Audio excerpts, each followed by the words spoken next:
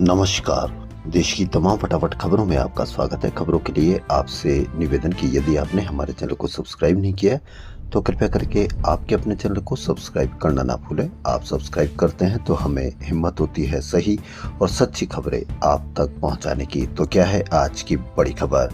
दीपावली का उत्सव पूरा देश और जहां भी दीपावली को मनाया जाता वहां पूरे दुनिया में दीपोत्सव का उत्सव मनाने के लिए पूरी दुनिया तैयार है। जी हाँ, दीपोत्सव का दूसरा दिन यानी आज रूप चौदस है। माना जाता है कि महालक्ष्मी उन्हीं लोगों पर कृपा बरसाती है जो साफ सफाई से रहते हैं। इसी मान्यता की वजह से लक्ष्मी पूजा से पहले रूप चौदस पर भक्त खुद को सजाते संवारते हैं। कार्तिक कृष्ण चतुर्दशी यानी रूप चौदस को नरक चतुर्दशी भी कहते हैं। इस पर्व की कहानी भगवान श्री कृष्ण और नरकासुर नाम के असुर से जुड़ी है। आज शाम यमराज के लिए दीपदान करने की परंपरा है। इस पर्व की सुबह उपटन लगाकर स्नान किया जाता है। लोग पानी में अलग अलग जड़ी बूटियां मिलाकर नहाते भी हैं। तेल मालिश करते हैं। इस प्रकार नहाने को औषधि स्नान कहते हैं। तो आप भी तैयार रहिए औषधि स्नान करने के लिए, उपटन लगाने के लिए और यमराज के लिए दीपदान करने के लिए। महाराष्ट्र विधानसभा चुनाव के लिए नामांकन की समय सीमा खत्म होने के साथ ही चुनावी तस्वीर साफ हो गई है। शिवसेना और एनसीपी में बगावत के चलते इस बार 6 बड़े दल मैदान में है। यही कारण है कि बागी भी ज्यादा है। महाराष्ट्र की लगभग हर सीट पर बागी है। अब सबकी निगाह नाम वापसी की अंतिम तारीख यानी 4 नवंबर पर है। उसके बाद ही पता चल सकेगा कि लड़ाई कैसी होगी। इस बार 7,995 उम्मीदवारों ने नामांकन किया है। आखिरी दिन 4,996 उम्मीदवारों ने पर्चे भरे हैं। महायुति और एमवीए ने नामांकन खत्म होने के बाद भी सीट बंटवारे का फॉर्मूला नहीं बताया। प्रत्याशी देखें तो महायुति ने 148 उम्मीदवारों के साथ भाजपा और एमवीए में 103 उम्मीदवारों के साथ कांग्रेस सबसे बड़ी पार्टी बनकर उभरी है। दोनों पार्टियां 2019 के विधानसभा चुनाव से कम सीटों पर लड़ रही है। भाजपा ने पिछली बार 164 तो कांग्रेस ने 147 सीटों पर अपने प्रत्याशी उतारे थे। वहीं शिवसेना शिंदे ने 80, एनसीपी अजीत ने 53 और शिवसेना उद्धव ने 89, एनसीपी शरद ने 87 सीटों पर अपने उम्मीदवार घोषित किए हैं। पिछले चुनाव में शिवसेना यानी अविभाजित और एनसीपी ने 124 सीटों पर चुनाव लड़े थे। इन सब के अलावा इस बार महायुति ने 5 सीटें सहयोगी पार्टियों के लिए छोड़ी है। दूसरी तरफ एमवीए के छोटे सहयोगी दल 6 सीटों पर चुनाव लड़ रहे हैं। महायुति की 2 और एमवीए की 3 सीटों पर अभी भी स्थिति साफ नहीं है। अमेरिका में राष्ट्रपति चुनाव से 7 दिन पहले 2 राज्यों में बैलेट बॉक्स जलाए गए हैं। पहला मामला वॉशिंगटन के वैंकूवर और दूसरा ओरेगन के पोर्टलैंड का है। आग लगने से बैलेट बॉक्स में पड़े कुछ मतपत्र जल गए। सीसीटीवी फुटेज की मदद से आरोपियों की तलाश जारी है।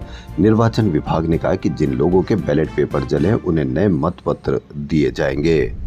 नोएडा में एक रियल एस्टेट डेवलपर ने 26 करोड़ रुपए कीमत का विला खरीदने पर 4 करोड़ रुपए की लैम्बोर्गिनी कार मुफ्त देने का ऐलान किया है। कंपनी के मालिक की सोशल मीडिया पोस्ट पर बहस शुरू हो गई है। क्या आप तैयार हैं 4 करोड़ रुपए की लैम्बोर्गिनी कार मुफ्त लेने के लिए? इंस्टाग्राम मंगलवार को अचानक डाउन हो गया। दुनिया भर में हजारों यूजर्स ने मैसेज भेजने में समस्या की शिकायत की। डाउन डिटेक्टर के अनुसार ये समस्या शाम 5:14 पर शुरू हुई। देर शाम तक कंपनी की ओर से कोई बयान जारी नहीं किया गया था। 70 साल या उससे अधिक उम्र के बुजुर्गों के लिए 5 लाख रुपए के मुफ्त इलाज की सुविधा शुरू हो गई है। प्रधानमंत्री नरेंद्र मोदी ने धनतेरस और आयुर्वेद दिवस पर इसे शुरू किया। उन्होंने दिल्ली एम्स में दूसरे राज्य से आए बुजुर्गों को आयुष्मान वय वंदन कार्ड सौंपा। देश में 6 करोड़ बुजुर्ग इस आयु के हैं। केंद्र ने आयुष्मान भारत योजना का विस्तार कर इसमें बुजुर्गों को शामिल किया गया है। चुनाव में एक बार बात चली थी कि चप्पल वाले भी हवाई जहाजों में सफर कर सकेंगे, लेकिन जैसे ही कोई त्योहार आता है तो लोग हवाई यात्राओं में सफर करते थे उनके लिए भी हवाई यात्रा करना मुश्किल हो जाता है, क्योंकि आए दिन जो आम दिनों में किराया रहता है उससे 3 से 4 गुना 5 गुना तक भी किराया हो जाता है, बढ़ जाता है। ये क्यों बढ़ता है या नॉर्मल दिनों में जब किराया कम रहता है या बराबर रहता है तो वो क्यों रहता है? क्या उसमें नुकसान है या इसमें ज़बरदस्त कंपनियां फ़ायदा देखती है? इस पर किसका कंट्रोल रहता होगा, कौन कंट्रोल करता होगा, इस पर भी आप अवश्य नज़र रखें। हमने आपको पहले ही बताया था कि अब कश्मीर की खबरें आपको बड़े कवरेज के साथ मिला करेगी, क्योंकि वहां अब सरकार दूसरी आ गई है। तो पाकिस्तान से घुसपैठ कर आए आतंकी कश्मीरी रीजन में 2 हफ्ते में 7 हमले कर चुके हैं। इनमें 2 जवानों सहित 13 लोगों की जान गई है।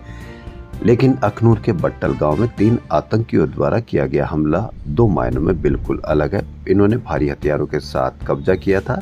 दूसरा मुठभेड़ का इलाका एलओसी से बिल्कुल करीब था।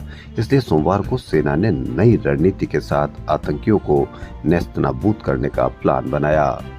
अमेरिका में उपभोक्ता विश्वास सूचकांक उम्मीद से बेहतर रहने के मद्देनजर निकली खरीद से अंतर्राष्ट्रीय बाजार में सोने चांदी की कीमतों में बड़ा उछाल देखने को मिल रहा है। इसके चलते धनतेरस के मौके पर भी नए रिकॉर्ड स्तर पर सोना पहुंच गया है। यानी अब आपके लिए मंगलसूत्र बनवाना और भी महंगा हो गया है। तो न तो मंगलसूत्र बन पाएगा, न ही कोई चोरी कर पाएगा। यानी शुद्ध सोना 81,000 रुपए के ऊपर और जेवराती सोना 7,630 रुपए प्रति 10 ग्राम के भाव पर आ गया है। एशिया के दूसरे सबसे अमीर गौतम अडानी के नेतृत्व वाली कंपनी अडानी एंटरप्राइजेस का जुलाई सितंबर में मुनाफा 7.6 गुना बढ़कर 1742 करोड़ रुपए पहुंच गया। ये 2023 की समान तिमाही में महज 228 करोड़ रुपए था। इस प्रदर्शन की वजह आय और मुनाफे में बढ़ोतरी होना है। सितंबर तिमाही में कंपनी की आय 15.7% बढ़कर 22,608 करोड़ रुपए हो गई है। उत्तर प्रदेश की गाजियाबाद जिला कोर्ट में मंगलवार को केस की सुनवाई के दौरान बवाल हो गया। जज और वकीलों में झड़प हो गई। इससे उग्र वकीलों ने हंगामा किया। इस पर कोर्ट में पुलिस बुला ली गई। पुलिस ने लाठीचार्ज किया। पुलिस और वकीलों के बीच भी झड़पें हुई। इसमें कुछ वकील घायल हो गए। रिपोर्ट के अनुसार गुस्साए वकीलों ने कोर्ट परिसर में स्थित पुलिस चौकी में आग लगा दी। सामने आए वीडियो में चौंकाने वाले दृश्य भी दिखाई दिए। इसमें पुलिस को कुर्सियां उठाते और वकीलों को खदेड़ते हुए देखा जा सकता है। हालात बेकाबू होते देख प्रशासन ने अर्धसैनिक बल को तैनात किया है। आपने किसी मेन स्ट्रीम मीडिया में इसकी कोई बहस देखी, इसकी कोई चर्चा देखी कि किस तरह से वकीलों और जज में इस तरह की बहस हो गई? लेबनान में हिजबुल्लाह के खिलाफ अभियान चला रही इजरायली सेना इजरायली डिफेंस फोर्स ने जीत की घोषणा की है। आईडीएफ ने मंगलवार को कहा कि लेबनान में उसने सैन्य लक्ष्य हासिल कर लिए हैं। इजराइल सरकार अब संघर्ष को खत्म करने के लिए राजनयिक समाधान की ओर बढ़ सकती है, जो पूरे दुनिया के लिए एक सुकून भरी खबर हो सकती है। बांधवगढ़ टाइगर रिजर्व में 4 जंगली हाथियों की मौत हो गई। 5 हाथियों की हालत गंभीर है। मौत का कारण जहर खुरानी बताया जा रहा है। क्या आपको ध्यान है कि एक हाथी की मौत केरल में हुई थी? पूरे देश में उस पर हंगामा हुआ था। तो क्या 4 जंगली हाथियों की मौत जो जहर खुरानी के कारण हुई है, क्या आपको किसी मेन स्ट्रीम में इसकी बड़ी चर्चा देखी जा रही है या देखी गई है? आप इस पर अवश्य बताएं या आप अवश्य इसको मीडिया चैनलों को पलट कर देखें कि क्या आप उस पर बहस देख रहे हैं।